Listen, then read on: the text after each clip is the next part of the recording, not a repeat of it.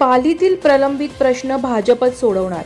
नगरपंचायतीत पुन्हा सत्ता स्थापनेचा भाजप नेते प्रकाशभाऊ देसाई यांचा दावा. शुद्ध पाणी पुरवठा योजना, बायपास, ग्रामीण रुग्णालय आणि बस स्थानक प्रश्न भाजपच्याच माध्यमातून सुटतील. भाजप प्रदेशाध्यक्षांची भेट घेतल्याची माहिती. केंद्र आणि राज्यात भारतीय जनता पार्टीचे सरकार सत्तेत विराजमान असल्याने पाली, सुधागडसह रायगड जिल्ह्याच्या विकासाला गती मिळाली असून पालीतील जनतेला भेडसावणारे मूलभूत आणि प्रलंबित प्रश्न मार्गी लावण्यासाठी भाजप कटिबद्ध असल्याचे प्रतिपादन भाजप रायगडचे ज्येष्ठ नेते प्रकाशभाऊ देसाई यांनी केले. आगामी पाली नगरपंचायत निवडणुकीत भाजप पुन्हा एकदा सत्ता स्थापन करेल असा विश्वासही त्यांनी व्यक्त केलाय. पालीतील पत्रकार परिषदेत प्रकाशभाऊ देसाई यांनी विविध प्रश्नांवर भाजपची भूमिका स्पष्ट केली आहे.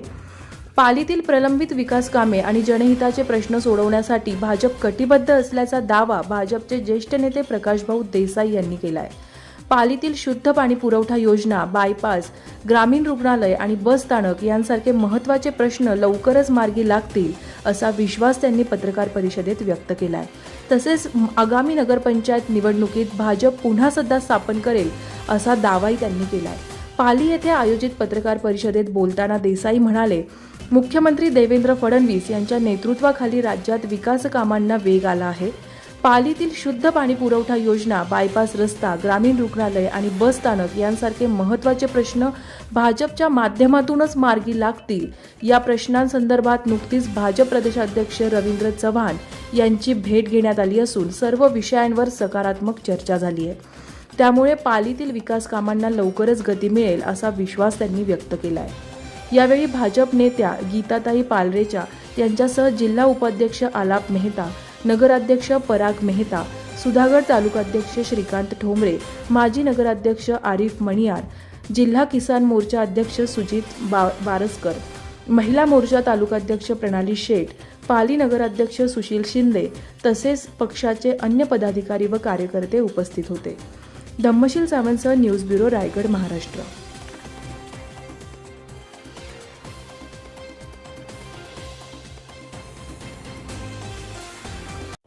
भारतीय जनता पार्टी काय परिस्थिती एकूणच आहे. जे जनतेचे मूलभूत प्रश्न आहेत, पाणी प्रश्न असेल, एसटी स्टँड असेल, ग्रामीण रुग्णालय असेल, भारतीय जनता पार्टीच्या माध्यमातून काय नेमके प्रयत्न होत आहेत आणि जनतेला दिलासा येत्या काळात कसा मिळेल. बायपासचा प्रश्न देखील प्रलंबित आहे, असे क्षेत्र आहे. काय नेते मंडळी करतायत राज्यात सत्तेत प्रमुख घटक पक्ष म्हणून आपण आहात. केवळ पालीचीच नाही तर संपूर्ण देशाची आज गरज आहे. 2014 पासून लोकांनी त्रिवार मान्य केलेलं आहे की भारतीय जनता पार्टीशिवाय हा देश वाचणार नाही. भारतीय जनता पार्टी सर्व समाजातील घटक एकत्र घेऊन, बरोबर घेऊन, सगळ्यांना बरोबर घेऊन इथलं राजकारण, समाजकारण करून या देशाचा खऱ्या अर्थानं विकास साधणारा एकमेव पक्ष आहे.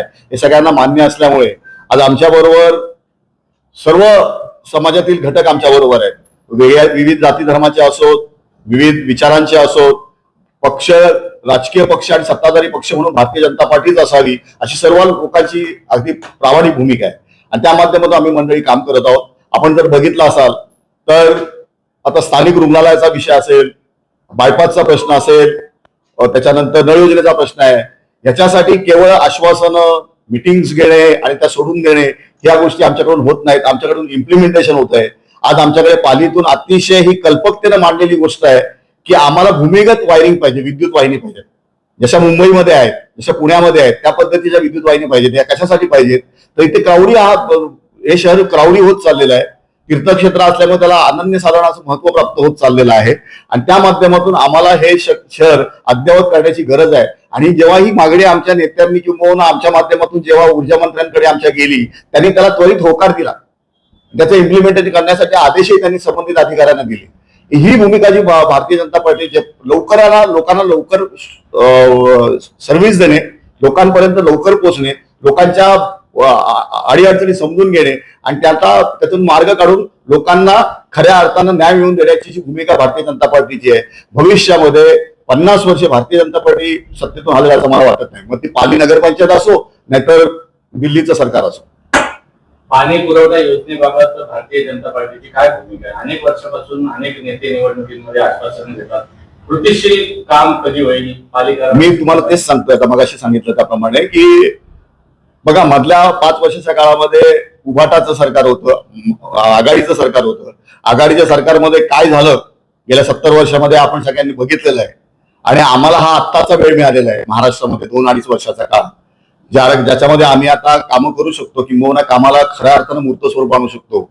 त्यामुळे आता दिल्या हे सगळं झाल्यानंतर आमच्या स्थानिक सर्व नेते मंडळी, आमच्या गीताताई असोत, आमचे अध्यक्ष असोत, तालुकाध्यक्ष असोत, आमचे आलाभाई मेहता, सगळेच मंडळी, आमचे नगराध्यक्ष असोत, आमचे आरिफबाई असोत, आमच्या प्रणाली शेठ असोत, आमच्या तालुक्याचे अध्यक्ष आमचे सुशील शिंदे असोत, आमचे आता नवनिर्वाचित आमचे सुजित बारसकर असोत, त्याच्यानंतर अतिशय चांगल्या पद्धतीने काम करणारे एक तालुका अध्यक्ष म्हणून यांच्याकडे पाहिलं जाईल असे आमचे श्रीकांत ठोंबरे असोत.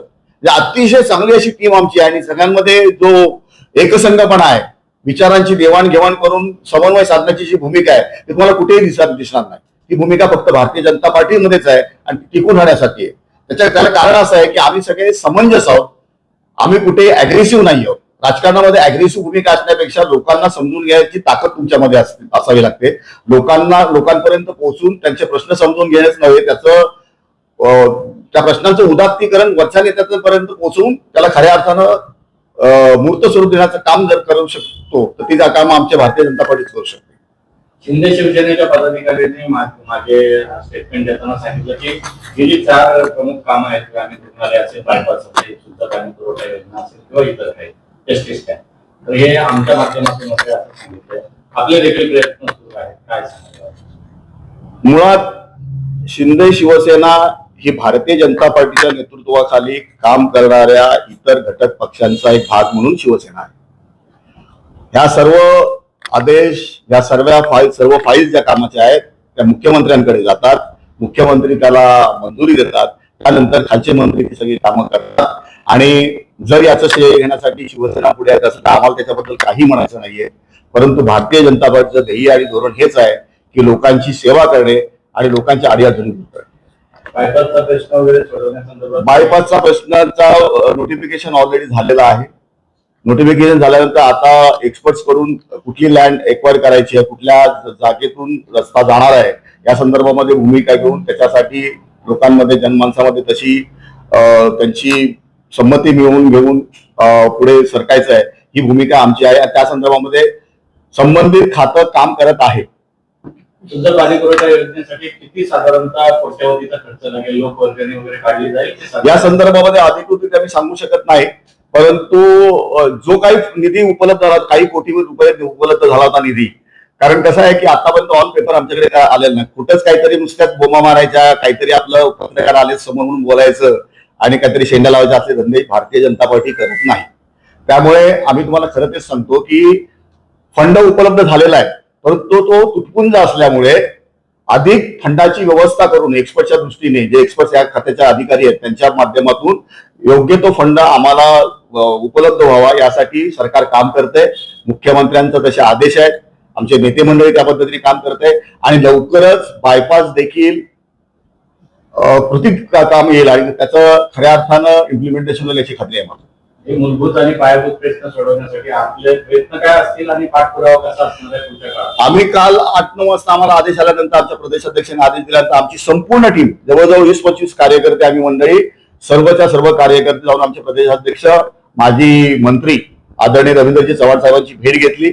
आमच्या नगराध्यक्षांनी त्यांना निवेदन दिलं आणि ते निवेदन देण्याच्या अगोदरच त्यांनी आम्हाला असं सांगितलं की ही सगळी कामं झालेली आहेत, ही कामं ऑन द वे आहे, आता ती पूर्ण होतील सगळी कामं, असं त्यांनी सांगितल्यानंतर आम्ही त्याला बायपासच्या विषयाबद्दल देखील विचारलं तर त्यांनी सांगितलं या संदर्भामध्ये ऑलरेडी सगळं झालेलं आहे, कामं चालू आहेत, कामं होतील, तुम्ही काळजी करू नका.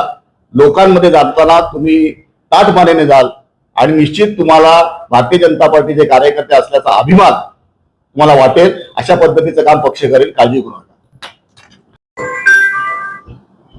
असं काय सांगाल नगरपंचायतीच्या निवडणुकीमध्ये भविष्यामध्ये? आता आपण पाहिलं की राज्य आणि देशामध्ये 3 घटक पक्ष एकत्र आहेत, 4 आरपीआय इथं कशी परिस्थिती असणार आहे?